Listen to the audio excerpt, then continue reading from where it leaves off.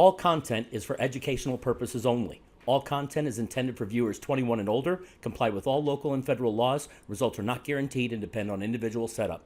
All right, folks, today let's talk about something we call strain lock. Have you ever noticed that the great strain you bought 2 weeks ago at the dispensary, even though you're storing it properly, seems to be losing its effect day after day to the point where it doesn't seem to be that same strain anymore, but you know that it is? That's what we call strain lock. Let's consider a simple human phenomenon. Your favorite song. You discover it, you play it, it brings you immense joy, you play it again and again, you play it every day on repeat until one day the magic is gone.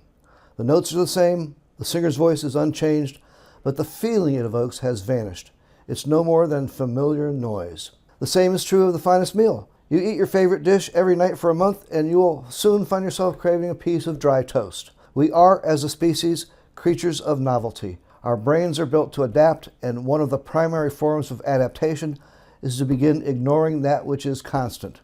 And so we come to cannabis. A new connoisseur discovers a perfect strain. The effect is profound, the flavor exquisite. It is for a time the only thing they wish to consume. Then, inevitably, the magic fades. The flavor is still there, but the effect is muted, a pale shadow former of itself. The immediate conclusion is tolerance. The user simply needs more of the substance to achieve the same effect. But this is an incomplete answer. If it were simply tolerance, all strains would be equally diminished. Yet, as any experienced user will tell you, a switch to a new, unfamiliar strain often brings the full spectrum of effects roaring back. What then is happening? We are not observing simple tolerance, we're observing receptor desensitization. Think of your brain's cannabinoid receptors, the CBI receptors, as a series of highly complex locks. The compounds in cannabis, like THC, are the keys, but the THC is not the only key. The terpenes and minor cannabinoids, the myrcene, the limonene, and the carpholine, are also keys, all acting on the lock simultaneously. They jiggle it, prime it, and change its shape just so, allowing the THC master key to have a specific effect. Strain lock, or strain fatigue, is your brain's response to having the exact same set of keys used on the same exact lock in the same exact manner day after day.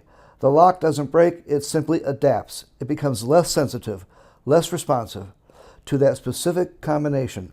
It learns to ignore the familiar noise.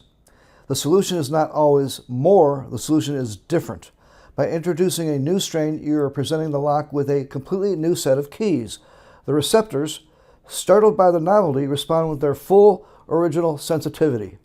This is the beauty of biology. The body is not a simple machine, it's a dynamic system. And the cure for this strain lock is wonderfully simple: variety. Keep your receptors guessing. After a time with a new key, you will find, to your great delight, that your old favorite key works just as magically as you remember. So you don't throw away that half an ounce of strain that's no longer any good. You put it away for a couple of weeks, try something different, and then go back to it, and it's just as good as it always was. It would be very expensive to maintain a stash with multiple strains if you're buying at the dispensary. Visit quantumpotgrow.com for a complete gold standard in cannabis cultivation to learn how to keep and produce a great stash.